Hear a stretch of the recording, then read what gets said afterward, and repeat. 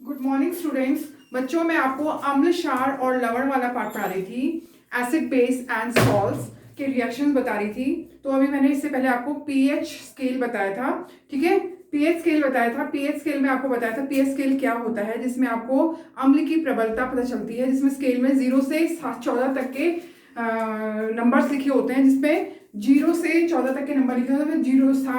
7 होता है वो उदासीन होता है, और 7 से 0 तक क्या होते हैं, अम्ल। 7 से जितना घटेगा उतना अम्ल की प्रबलता बढ़ती जाएगी, और 7 से जितना बढ़ेगा 14 तक उसकी क्षार की प्रबलता बढ़ती जाएगी। ये मैंने आपको परसों भी बताया था। ठीक है, तो अब लवण, अब हम अगला टॉपिक पढ़ने जा रहे हैं, लवण।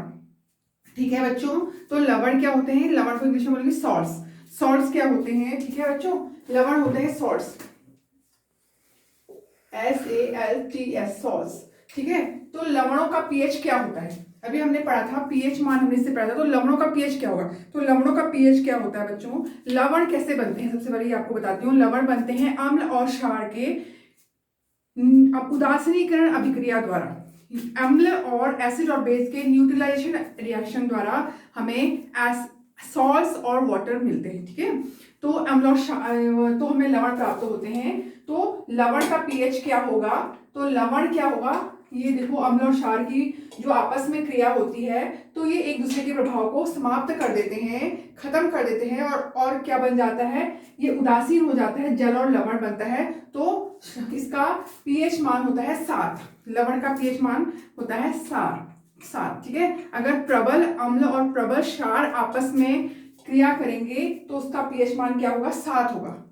ठीक है बच्चों, तो देखिए, अम्ल और क्षार आपस में क्रिया करें तो लवण और जल बनता है। इसके उदाहरण हो गए NaCl और CaCl, कैल्शियम क्लोराइड। तो जो हम अपने भोजन में भी हम एक लवण लेते हैं, जो जिससे कि हमारा भोजन में जो है वो स्वाद हमें बढ़ा देता है। नमक हम भोजन में इस्तेमाल करते हैं, तो वो कैसे बनता है? वो बनता है, अम्ल होता है HCl, हाइड्रोक्लोरिक अम्ल, और क्षार NaOH की आपस में क्रिया करने होने पर हमें NaCl लवण मिलता है, और जल मिलता है, जो भोजन हम अपने भोजन में यूज करते हैं। ठीक है, और ये जो हम समुद्रों से जो हमें नमक प्राप्त होता है, ये कैसा होता है? भूरे रंग का होता है, क्योंकि इसमें बहुत ही सारे इसमें इम्प्योरिटीज मिली होती हैं। ठीक है, बहुत ही अपशिष्ट पदार्थ मिले होते हैं, तो इससे इसका रंग भूरा होता है। फिर उसमें से हमें NaCl, हम उसको शुद्ध करके NaCl निकालते हैं। ठीक है, और NaCl होता है बहुत से रासायनिक पदार्थों का, बहुत सारे रासायनिक लवणों का क्या होता है? एक कच्चा पदार्थ होता है। ठीक है, तो सबसे पहले हम पढ़ेंगे सोडियम हाइड्रोक्साइड। ध्यान से देखिए बच्चों, ये 2-4 हम कुछ हम लवण पढ़ेंगे, वो बहुत इंपॉर्टेंट है आपके एग्जाम के पर्पज से। इनमें से कोई भी आपके एग्जाम में आ सकता है, इसलिए इसको ध्यान से देखिए।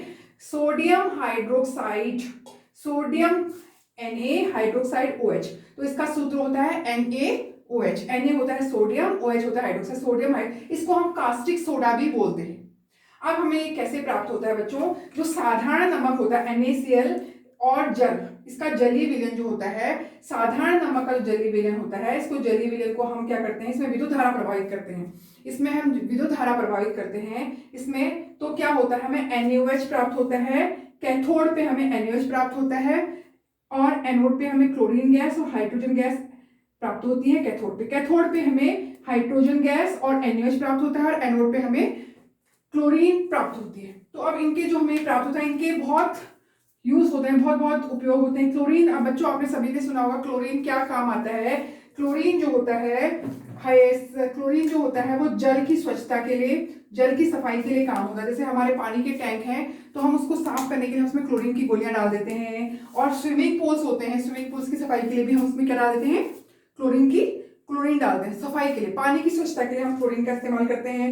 पीवीसी होते हैं, प्लास्टिक के जो पाइप्स होते हैं, ठीक है, जो पाइप्स होते हैं उसमें भी इसका इस्तेमाल होता है क्लोरीन का, कीटनाशक के रूप में। ठीक है, और कीटनाशक मीन्स पेस्टिसाइड्स, कीटों को मारने के लिए, और रोगाणुनाशक, रोगों को नाश करने के रोगाणुनाशक के रूप में भी क्लोरीन का इस्तेमाल किया जाता है। और ये क्लोरीन हमें कहाँ पे प्राप्त होता है? कैथोड पे। अगर हम NaCl को हम विद्युत धारा प्रभावित करें इसके जलीय विलयन में, तो कैथोड पे हमें ये क्लोरीन गैस। अब हाइड्रोजन हमें कहाँ मिलती है? एनोड पे मिलती है।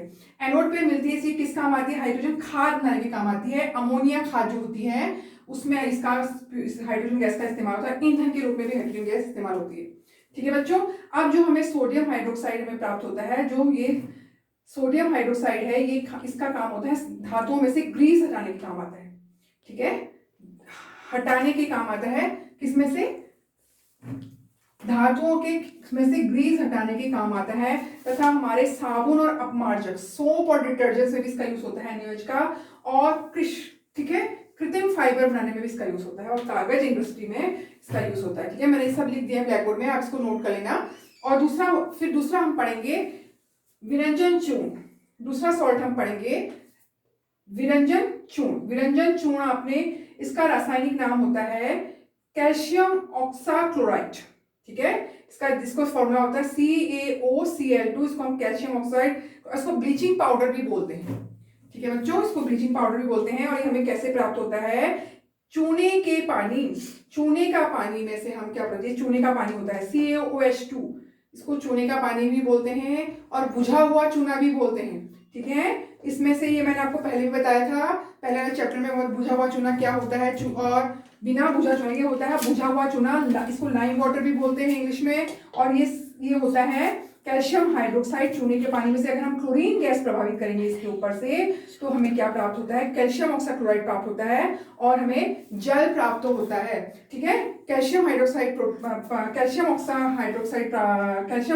में अगर क्लोरीन गैस प्राप्त करेंगे तो हमें कैल्शियम ऑक्साक्लोराइड ब्लीचिंग पाउडर प्राप्त होता है, और जल प्राप्त। ठीक है, अभी हमने ब्लीचिंग पाउडर पढ़ा। ब्लीचिंग पाउडर के उपयोग हम पढ़ते हैं। ब्लीचिंग पाउडर बच्चों कैसे प्राप्त होता है, चूने के पानी में क्लोरीन गैस प्रभावित होने में ब्लीचिंग पाउडर में प्राप्त होता है। इसको विरंजन चूर्ण भी बोलते हैं, और इसके उपयोग ये हैं, ये वस्त्र उद्योग में इस्तेमाल किया जाता है। सूती वस्त्र और लिनेन के वस्त्र जो होते हैं उनको डाई, विरंजन होता है डाई करने के काम किया जाता है। ठीक है, उनको डाई करने के काम में इसका, कागज उद्योग में इसका उपयोग किया जाता है।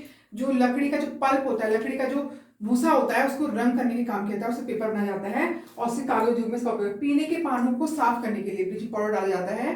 पीने के पानी में रोगाणु से नाश करने के लिए इसका उपयोग किया जाता है। ठीक है, इन पेस्टिसाइड्स और इंसेक्टिसाइड को मारने के लिए। फिर अगला हम पढ़ेंगे, अगला सॉल्ट है बेकिंग सोडा। बेकिंग सोडा को, इसका रासायनिक नाम है सोडियम हाइड्रोजन कार्बोनेट। फिर से देखिए बच्चों, ध्यान से इसको देखिए, इसको नाम को अगर आप ध्यान से देखेंगे, इसको आप फॉर्मूले को ध्यान से देखेंगे तो आपको रासायनिक नाम भी याद हो जाएगा। सोडियम, Na होता है सोडियम हाइड्रोजन कार्बोनेट, ये सोडियम हाइड्रोजन कार्बोनेट। ठीक है, ये कैसे प्राप्त होगा, जो साधारण नमक होता है इसका कच्चा पदार्थ होता है। ठीक है, NaCl जो होता है, सोडियम क्लोराइड, इसको साधारण नमक भी बोलते हैं, जो हम घरों में, इसमें कार्बन डाइऑक्साइड, जल और अमोनिया।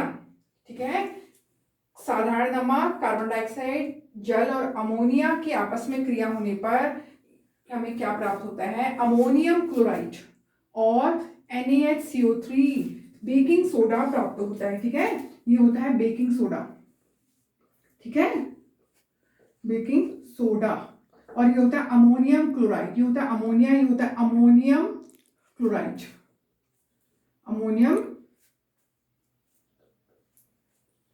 क्लोराइड। ठीक है, ठीक है बच्चों, तो अब ये हमें क्या प्राप्त हुआ, बेकिंग सोडा। अब बेकिंग सोडा से हमें, अगर हम बेकिंग सोडा को खाने में डालकर गर्म करने पर, क्या किसमें ये वियोजित होता है, टूट जाता है। अगर इसको हम खाने में डाल के गर्म करते हैं, ठीक है, ये टूट जाता है, और किसमें बदल जाता है, सोडियम कार्बोनेट बन जाता है।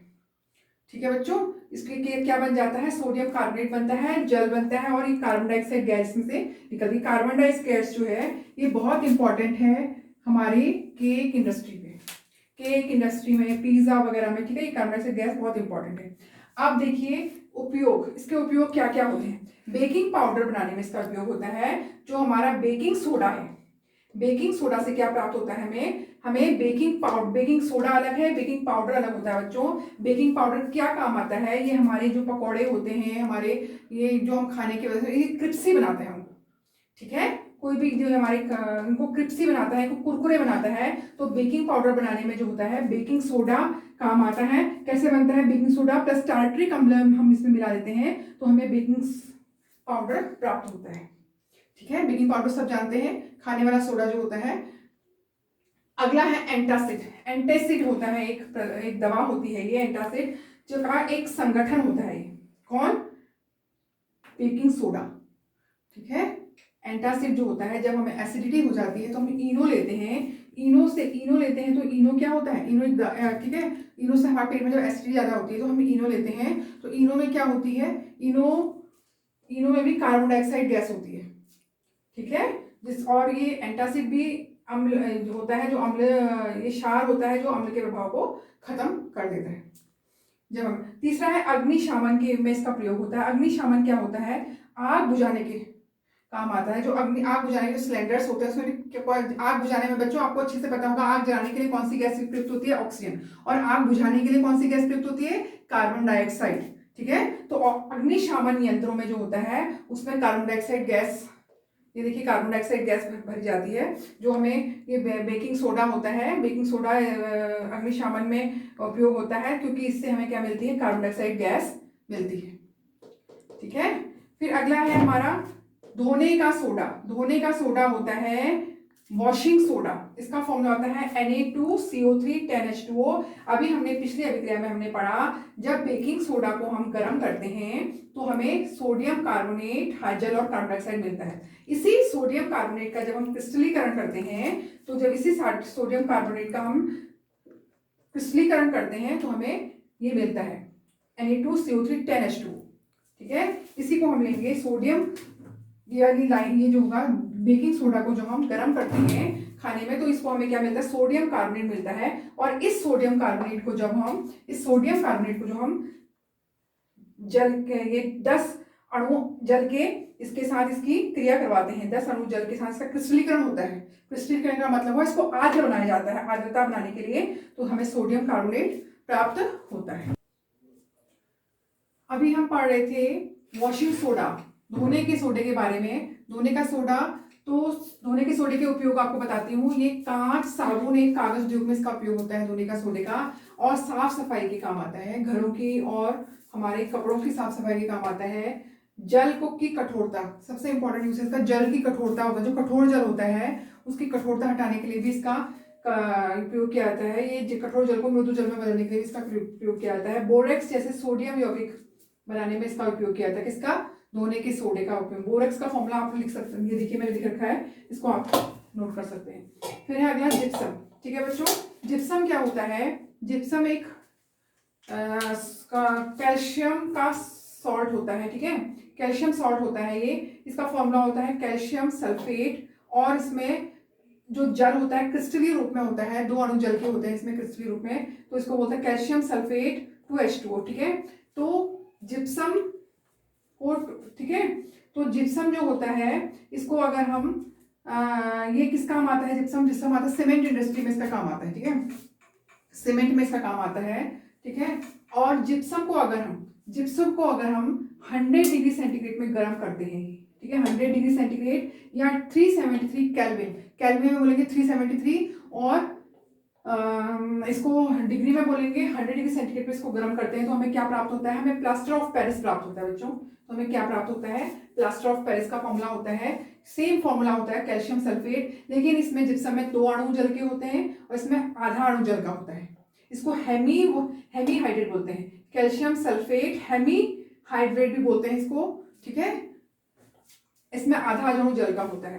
तो अगर हम प्लास्टर ऑफ पेरिस को हम 1.5 अणु जल के साथ इसकी अभिक्रिया करवाते हैं, प्लास्टर ऑफ पेरिस की 1.5 अणु जल के साथ अभिक्रिया करवाते हैं हमें, तो फिर से हमें क्या प्राप्त होता है, जिप्सम प्राप्त होता है। और जिप्सम को अगर हम 100 डिग्री से 373 केल्विन में गर्म करते हैं तो हमें फिर से प्लास्टर ऑफ पेरिस प्राप्त होता है। इसका जो 1.5 क्रिस्टल जल होता है वो वाष्पीकृत हो जाता है, हट जाता है, ठीक है। और इसका उपयोग क्या होता है प्लास्टर ऑफ पेरिस का, टूटी फूटी हड्डियों को सही करने में। जो हम जब आप हमारे हाथों में फ्रैक्चर आ जाता है तो जो हमारे हाथों में जो प्लास्टर चढ़ता है वो किसका होता है, प्लास्टर ऑफ पेरिस का होता है, ठीक है। और खिलौने तथा सजावट का सामान बनाने के लिए भी इसका उपयोग किया जाता है, और दीवार को चिकना करने में, दीवार की सतह को चिकना करने के लिए भी इसका प्रयोग किया जाता है, ठीक है बच्चों। तो आपको ये चैप्टर पूरा, आपका ये चैप्टर खत्म हो गया है, अम्ल, क्षार और लवण वाला। तो इसको आप वीडियो को अच्छी से देखिए, तो और जहाँ पे आपको कुछ चीज़ समझ में नहीं आ रही है तो आप सीधे ग्रुप में भी इसको कमेंट करके पूछ सकते हैं, या फिर आप इस वीडियो में नीचे से कमेंट बॉक्स में कमेंट करके भी अपना पूछ सकते हैं, ठीक है। थैंक यू बच्चों।